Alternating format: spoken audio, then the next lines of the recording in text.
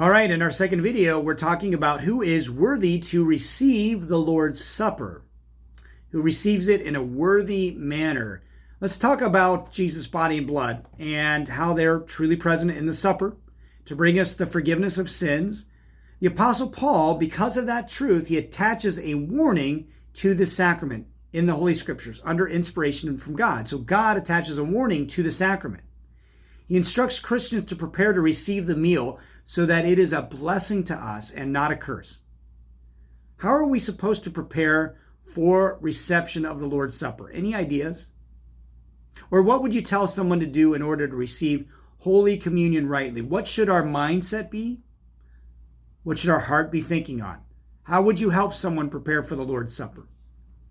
As you think about that and discuss that with your family, and again, Luther's Catechism has a great resource in that it shows how we can prepare for Holy Communion.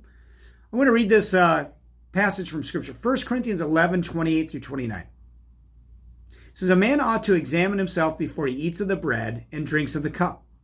For anyone who eats and drinks without recognizing the body of the Lord eats and drinks judgment on himself."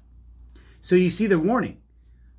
This might give us some insight again into why we look for people to be instructed. And for anyone that's visiting within our churches, maybe they're coming from another church or whatever, but to present themselves for communion, to request participation, and in that to show that they've been instructed and that they're in union with us, that they believe the same as we do because we're coming as a unit, right, as a family. That's all in agreement on the teachings of God. We'll get into more of that in the upcoming and last videos for this installment. But for now, go ahead and talk about that question.